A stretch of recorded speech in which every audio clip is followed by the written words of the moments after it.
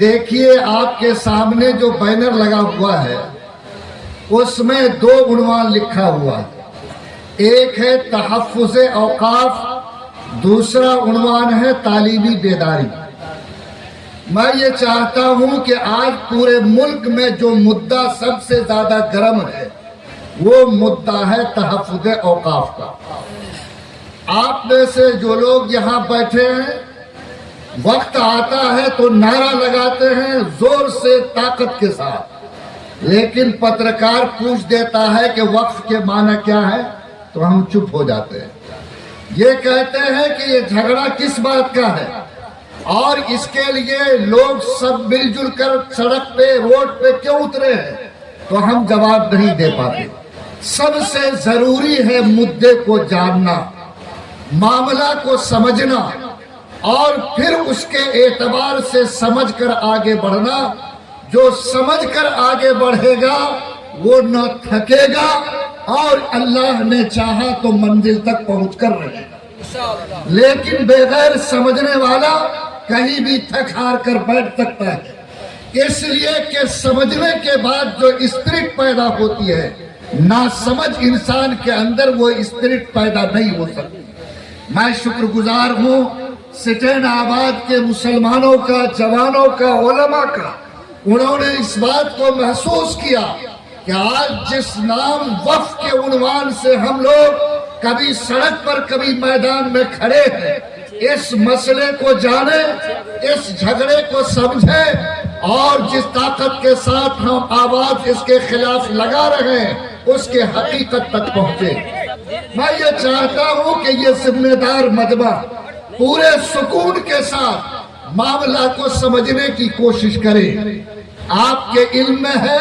کہ اس جلسے کا پروگرام زیادہ دیر نہیں چلنا ہے۔ کل آپ کو پاٹیل میدان سہرسہ جانا ہے اور پورے ضلع کی سطح پر آپ کو اپنے ہاتھ اور آپ کو اپنے سر کی گنتی دکھانی ہے۔ جمہوری ملک میں یاد رکھیے علم کو تولا نہیں جاتا، آدمی کے ہاتھ اور سروں کو گنا جاتا ہے۔ جمہوریت ایک طرز حکومت ہے کہ جس میں جمہوریت ایک سرد حکومت ہے کہ جس میں بندوں کو گنا جاتا ہے، تولا نہیں جاتا۔ آپ کو بھی اپنی گنتی اس آواز کے ساتھ دکھانی ہے کہ نہیں سحری کھا کے سو جائیے گا، ارے جاگ کر کے کل پاٹیل میدان پہنچیے گا۔ جتنا آدمی ہاتھ اٹھائے ہیں سب اللہ سے وعدہ کیے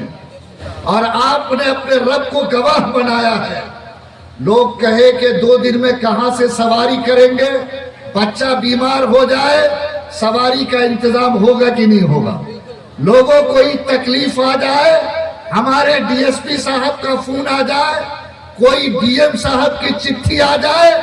لوگ جس چیز پر ہو لٹک کر کے بھی سہرسہ پہنچے گا۔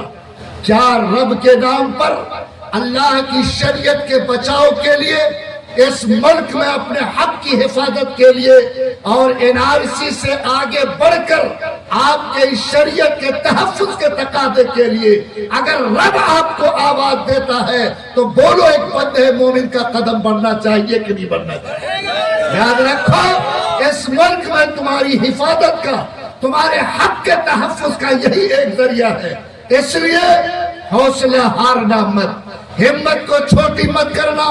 چاہے آج سٹین آباد کا ایک جلسہ ہو، کل چاہے سہرسہ کا احتجاجی اجلاس ہو، اگر آواز پٹنہ جانے کی دی جائے گی، دلی کے لیے پکارا جائے گا تو ایک مرد مومن سب کچھ قبول کر سکتا، ایمان اور شریعت پر حملہ قبول نہیں کر سکتا۔ اس لیے اس جذبہ ایمانی کے ساتھ آپ سب کو پوری توانائی کے کھا کر انشاءاللہ کل سہرسہ کے پاٹیل میدان پہنچ کر دکھانا ہے انشاءاللہ۔ ذرا پاور سے ہاتھ اٹھائیے، الحمدللہ انشاءاللہ۔ یہ جو معاملہ اس وقت اٹھا ہوا ہے وقف کا، دیکھیے یہ وقف جو ہے عربی کا لفظ ہے جس کے معنی آتے ہیں رک جاؤ، ٹھہر جاؤ، رک جاؤ، ٹھہر جاؤ، یہ عربی کا لفظ ہے۔ یہ لفظ جب جائیداد کے دینے کے معاملے میں آ کر کے اٹکا تو اس کا معنی یہ ہو گیا کہ کوئی بھی بالغ آدمی اپنی پراپرٹی اگر کسی نیک کام کے لیے دان کرتا ہے تو اس کو وقف مانا جاتا ہے۔ کوئی بھی بالغ آدمی اگر اپنی پراپرٹی کسی نیک کام جس کو شریعت نے نیک مانا ہو اگر اس نیک مقصد کے لیے دان کرتا ہے تو شریعت کے اصطلاح میں اس کو وقف کہا جاتا ہے۔ آپ جانتے ہیں کہ آپ جس مذہب کو مانتے ہیں اس مذہب نے ہمیشہ اپنے ماننے والوں کو دو باتیں سکھائی ہے: مجبوروں کی مدد کرو، کمزوروں کے سہارا بنو، جو بے سہارا ہے اس کو سہارا دو۔ بولو یہ اسلام کی تعلیم ہے یا نہیں؟ اب کمزوروں کے مدد کرنے، غریبوں کا سہارا دینے، یتیموں کے آنسو پوچھنے کا دو راستہ ہے۔ ایک تو آدمی وقتی طور پر جیب سے کچھ نکال کر مدد کر دے، کوئی بھوکا ہے اس کو کھانا کھلایا، کوئی ننگا ہے اس کو کپڑا پہنایا، کوئی بیچارہ پیسے کا محتاج ہے اس کو پیسہ دیا، یہ صدقہ کہلاتا ہے، وقتی مدد کہلاتی ہے۔ لیکن ایک آدمی جانتا ہے کہ ستن آباد میں پڑھنے کے لیے کوئی مدرسہ نہیں ہے، سجدے کے لیے کوئی مسجد نہیں ہے، لوگوں کے پانی پینے کے لیے کوئی کنواں نہیں ہے۔ اب اس نے سوچا کہ اگر ہم 10 روپیہ دان دیں گے وقتی صدقہ ہوگا، وقتی ثواب ہوگا۔ لیکن اگر ہم چاہتے کہ پرماننٹ ثواب ملے، دنیا میں رہے تب بھی ثواب ملے، مر جائے تب بھی میری روح کو ثواب ملے، تو وہ پرماننٹ صدقہ کرتا ہے، یعنی مسجد کے لیے زمین دان کیا، مدرسے کے لیے زمین دان کیا، کنواں کے لیے زمین دان کیا، اور یہ کہا کہ یہ ہم اللہ کے نام پر وقف کرتے ہیں۔ یہ کہہ کر کے اس نے گویا اپنی چیز کو نیک کام کے لیے ان کے قدموں پہ انہوں نے ڈال دیا۔ اب یہ کام ان کا وقف ہوا اور جس مقصد کے لیے اس نے دیا ہے اس مقصد کے اعتبار سے استعمال ہو کر اس کا ثواب ہمیشہ ہمیشہ کے لیے اس کی روح کو پہنچے۔ یہ نام ہے وقف کا۔ لیکن کوئی آدمی اگر ایسا کر لیتا ہے تو جو جائیداد اس نے دی ہے اس پر 3 قسم کا حکم لاگو ہو جاتا ہے۔ پہلا یہ، جیسے ہی نیک کام کے لیے اللہ کے لیے اس نے اس کو وقف کیا، یہ لفظ بولتے ہی وہ چیز اب اس کی ملکیت سے نکل کر اللہ کی ملکیت میں چلی جاتی ہے، اور وہاں پر سائن بورڈ لگتا ہے وقف، خبردار اب اس پر کسی کی نہیں چلے گی، صرف اللہ کی چلے گی۔ اور یہ چیز نہ آج کے بعد بیچی جائے گی، نہ بدلی جائے گی، نہ رہن رکھی جائے گی، بلکہ یہ چیز اپنے جسم و جثہ کے ساتھ باقی رہے گی، اور اس کے نفع کو جس خیر کے لیے طے کیا گیا وہ نفع اس خیر کے کام میں استعمال کیا جائے گا۔ لوگوں، آپ کو معلوم ہے کہ جو بھی مسجد کی زمین ہے، مدرسے کی زمین ہے، جو بھی دین کے کام کے لیے زمین دی گئی، اسی کے اوپر شریعت میں وقف کا لفظ لاگو ہوتا، اور اس کے لاگو ہونے کے بعد وہ چیز اللہ کی ملکیت میں چلی جاتی، بندہ کوئی بھی اس کا مالک نہیں رہتا، اور اس کے بارے میں یہ سائن بورڈ لگ جاتا، وقف، ٹھہر جاؤ، خبردار، اب کوئی بھی انسان، کوئی بھی بندہ اس پر اپنی حکومت نہیں چلا سکتا، بلکہ وافق کے منشے کے مطابق اس کا استعمال ہوگا۔ وہ چیز اللہ کی ملکیت ہوگی، نہ وہ چیز خریدی جائے گی، نہ بیچی جائے گی، نہ بدلی جائے گی، نہ رہن رکھی جائے گی، بلکہ وہ چیز اپنی حیثیت کو باقی رکھتے ہوئے اس کے نفع کو خیر کے کام میں استعمال کیا جائے گا۔ میرے بھائیوں، یہ جو وقف کا نظام ہے، یہ نظام اسلام کے نظام کا بنیادی حصہ ہے، اور جیسے نماز عبادت ہے، روزہ عبادت ہے، ویسے وقف کا عمل بھی عبادت ہے۔ یعنی مراد یہ کہ نماز روزے کی طرح یہ ہماری شریعت کا حصہ ہے۔ چنانچہ مسلم رسول اللہ کے اندر جو 17 قسم کے معاملات آتے ہیں ان میں ایک معاملہ وقف کا بھی ہے، یعنی وقف کو شریعت کا پارٹ اور شریعت کا حصہ مانا گیا۔ یہ ہمارے مذہب کا اٹوٹ حصہ ہے جس کا نام وقف ہے۔ یہ وقف کا سلسلہ کہاں سے شروع ہوا؟ کچھ لوگ کہتے ہیں کہ مسلمان یہاں دیکھا کہ دوسرے کی زمین ہے تو ہاتھ رکھ کے اس کو وقف کی زمین بنا لیا۔ ہرگز نہیں، یہ وقف کا سلسلہ جناب محمد الرسول اللہ صلی اللہ علیہ وسلم کے وقت سے شروع ہوا۔ سب سے پہلے اللہ کے رسول نے مسجد قباء کے لیے زمین خرید کر وقف فرمایا تھا، اور یہ اس زمین پر اسلامی تاریخ میں وقف کی پہلی مثال تھی جو خود اللہ کے رسول نے اس کی ابتدا کی تھی۔ وقف کا دوسرا مرحلہ اس وقت آیا جب جنگ احد کے اندر ایک یہودی مارا گیا جس نے یہ وصیت کی تھی کہ اگر میں جنگ میں مارا جاؤں میرے اتنے باغ ہیں یہ سب اللہ کے رسول کے حوالے ہوں گے اور وہ اپنی مرضی سے اس کو نیک کام کے لیے استعمال کریں گے۔ جس کو اللہ کے رسول نے نیکی کے راہ کے لیے وقف فرمایا اور وہاں سے وقف کا دوسرا سلسلہ شروع ہوا۔ پھر اس تاریخ سے لے کر کے آج تک کی تاریخ میں جہاں جہاں ضرورت پڑی مسلمانوں نے اپنا مال اپنی جائیداد نیک کاموں کے لیے وقف کیا، اور پوری تاریخ میں یہ سلسلہ چلتا رہا۔ ہندوستان میں وقف کا سلسلہ آپ جانتے ہیں کہ صحیح تحقیق یہ ہے کہ اللہ کے رسول کے عرب میں موجود رہتے ہوئے ہندوستان میں اسلام کی روشنی پہنچ چکی تھی، اور کیرل میں جو مسجد بنی ہے اس مسجد کی تاریخ یہ کہتی ہے کہ اللہ کے رسول کے آخری زمانے میں وہ مسجد تعمیر ہوئی۔ ظاہر ہے وہ مسجد بھی وقف کی زمین پر تعمیر ہوئی، اور اس وقت سے لے کر کے اس ہندوستان میں بھی جائیداد کو اللہ کی راہ میں دینے کا سلسلہ جاری ہے۔ اگرچہ آج کے لکھنے والے کہتے ہیں کہ سلطان غوری کے زمانے سے وقف کا نظام یہاں کھڑا ہوا، وہ بادشاہی اعتبار سے نظام تھا، ورنہ مسجد، مکتب، عیدگاہ، کنواں، قبرستان اس اعتبار سے 1446 سال پہلے یعنی جب سے اسلام دنیا میں آیا اسی وقت سے یہ سلسلہ جاری ہے، اور آج تک یہ سلسلہ الحمدللہ چل رہا ہے۔ اس کو اسلامی نظام کا ایک حصہ مانا گیا،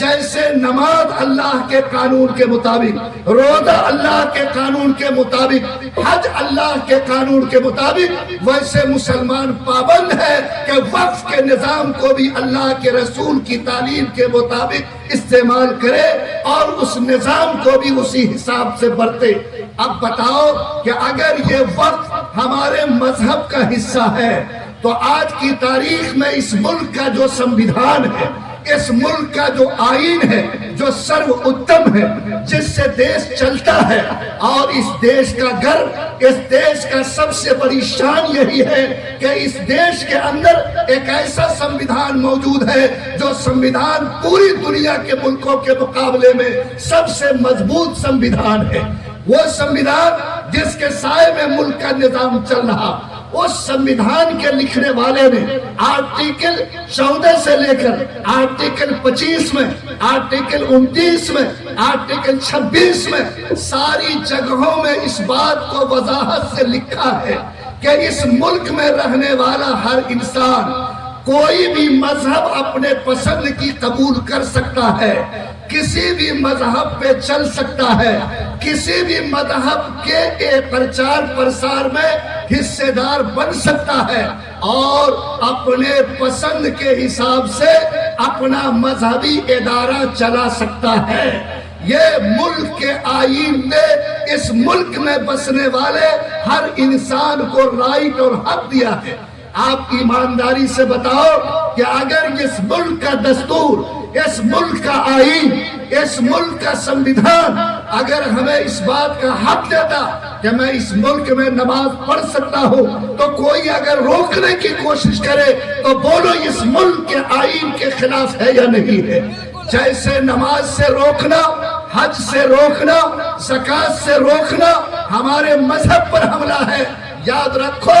وقف کے نظام میں بھی دخل دینا ہمارے مذہب پر حملہ ہے، یہ ملک کے آئین کے خلاف ہے، دستور کے خلاف ہے، سنویدھان کے خلاف ہے۔ اور آج یہی لڑائی لڑنے کے لیے ملک کے صرف مسلمان نہیں بلکہ جتنی غیر بی جے پی سیاسی پارٹیاں ہیں، جتنے انصاف پسند لوگ ہیں، جو بھی اس ملک کی اقلیتیں ہیں، سب ایک ساتھ ایک جٹ ہو کر ایک چھتری کے نیچے اس بات کے لیے کھڑی ہے کہ یہ ظلم ہے، اتیاچار ہے، آئین پر حملہ ہے۔ اس لیے اس آئین پر حملے کو ہم لوگ دیش سے محبت کرنے والے کبھی قبول نہیں کر سکتے ہیں۔ اس لیے مت سمجھنا کہ یہ مسلمانوں کا پارٹیکولر معاملہ ہے اور ہمارے ایک مذہب کے تعلق سے کوئی عنوان ہے، نہیں، یہ سنویدھانک لڑائی ہے، دستوری جنگ ہے اور جمہوری طریقے پر جو ہمیں اس ملک میں رائٹ ملا کہ اگر کوئی قانون بنتا ہے اور کوئی معاملہ ایسا کھڑا ہوتا تو جمہوری طریقے پر ہم اس کے خلاف اپنی آواز بلند کر سکتے ہیں اور جمہوری راستے کو اپنا سکتے ہیں۔ لوگوں، اسی بنیاد پر جب یہ قانون بن کر سامنے آنے سے پہلے جب بل سامنے آیا تھا اور اس کو دیکھنے والوں نے دیکھا اور پڑھنے والوں نے پڑھا تو صاف یہ محسوس ہوا کہ یہ ہمارے مذہبی حق پر کھلا ہوا حملہ ہے، یہ دستور سے ٹکراتا ہے۔ اس لیے ہمارے تمام علماء نے آل انڈیا مسلم فضلہ بورڈ سے لے کر تمام تنظیم کے ذمہ داروں، آپ کے امیر شریعت حضرت مولانا سید احمد ولی فیصل رحمانی، امارت شریعہ کی پوری ٹیم مکجٹ ہو کر کے اس بل کے خلاف کھڑی ہوئی۔ لیکن آپ کو معلوم ہے کہ جب یہ بل سامنے آیا تھا کتنی ساری کوششیں کی گئی، جے پی سی بنائی گئی، جے پی سی کے ممبران آئے، ہم لوگوں نے کتنی نشستوں میں کئی اسٹیٹ میں جا کر بات کیا اور یہ کہا کہ یہ چیز غلط ہے، آپ اس کا سدھار کیجئے اور ایسا قانون بنائیے جو قانون آئین سے نہ ٹکرائے، جس قانون سے ہمارے اوقاف کی حفاظت ہو سکتی ہو۔ لیکن جب ظالم کی نیت بگڑتی ہے تو کچھ سننے کو تیار نہیں ہوتی، نہ حکومت نے سنی،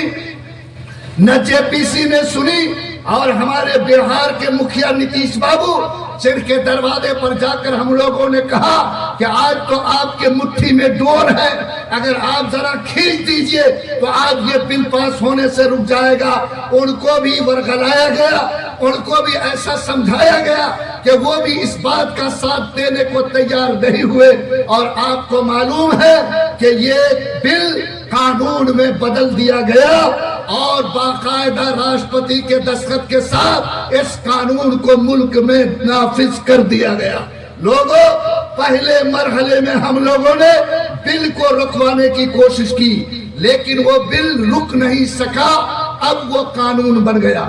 جب کوئی قانون بن جائے تو ایک سمجھدار انسان کے لیے، سچے وفادار شہری کے لیے، جس کا حق مارا گیا ہو، اس کے لیے کیا راستہ ہے یاد رکھو۔ اور لوگوں کے لیے تو دو، ہمارے لیے تین راستے بچتے ہیں۔ پہلا راستہ یہ ہے کہ ہم جہاں کی سب سے سپریم جو عدالت ہے، جہاں کے ججز آئین کی حفاظت کے لیے اور دستور کی بالادستی کے لیے بٹھائے گئے ہیں، ان کے یہاں گہار لگائے، مقدمہ کرے، ان سے انصاف مانگے تاکہ ان کے ذریعے سے اس قانون کو رد کیا جا سکے، ہمیں انصاف مل سکے۔ دوسرا معاملہ یہ کہ اس جمہوری ملک کے اندر ہم اپنی ناراضگی جمہوری طریقے پر، چاہے سڑک پر بیٹھ کر ہو، میدان میں جمع کر ہو، ریلی نکال کر ہو، دکھائیں تاکہ ہمارے درد کو ہو سکے تو کوئی سن لے، اور یہ درد جو میرے دل سے نکلے، یہ درد کی پکار دور تک پہنچ سکے اور اللہ کے یہاں ہم جواب دہی سے بچ سکے۔ یہ جمہوری طریقے پر احتجاج کا راستہ اپنانا دوسرا راستہ ہے۔ اور تیسرا راستہ ہے کہ ایک سب سے بڑی عدالت ہے اللہ کی عدالت۔ یاد رکھو، وہ مالک جس کے مٹھی میں کائنات کی کنجی ہے، وہ سب سے بڑا سپریمو ہے، وہ سب سے بڑا منصف ہے۔ ایک سچا مسلمان دنیا کی عدالت میں گہار بھی لگاتا، جمہوری طریقے پر احتجاج بھی کرتا اور اپنے رب کے آخری دربار میں فریاد بھی کرتا ہے۔ चुनांचे आपके अमीर शरीयत ने, मुस्लिम रसूलुल्लाह के बुजुर्गों ने ये दूसरे मरहले के लिए तय किया कि हम लोग मुकदमा करेंगे। चुनांचे आपको मालूम है कि 100 से ज्यादा मुकदमा सुप्रीम कोर्ट में किए गए। दूसरा रास्ता कि हम लोग एहतजाज करें, रैली निकालें, अमन पसंदी के साथ मुजाहिरे करें। आपके अमीर ने कहा कि चूंकि 5 मई को अदालत के अंदर दूसरी सुनवाई मुकम्मल होनी है, इसलिए उससे पहले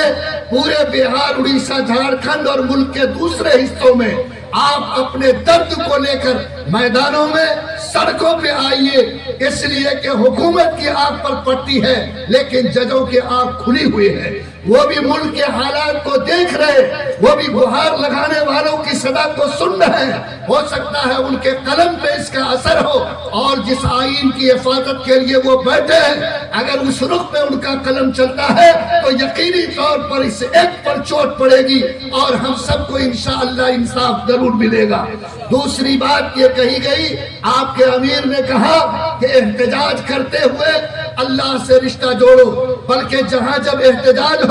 उससे एक दिन पहले रोजा रखो, दुआ का एहतमाम करो, उस बड़े मालिक के दरबार में अपनी फरियाद लगाओ और जब भी हाथ उठे तो अल्लाह से कहो कि रब्बे करीम, हम भिखारी बनकर तेरी चौखट पर बैठे हैं, तेरे अलावा मेरा कोई सहारा नहीं। तूने मजलूमों की फरियाद सुनी है, ऐ अल्लाह तूने जालिमों को अंजाम तक पहुंचाया है, तूने हिटलर और मुसोलिनी का हिसाब इसी जमीन पर लिया है। अल्लाह तूने फिरौन जैसे जालिम को सबक सिखाया। अल्लाह हम तेरी रहमत से मायूस नहीं है। अल्लाह हम गुनहगार की फरियाद सुन ले। अल्लाह हमको रहम और इंसाफ की भीख दे दे। ये दुआ का एहतमाम करने की तलकीन की गई है। मेरे भाइयों, ये 3 रास्ता था।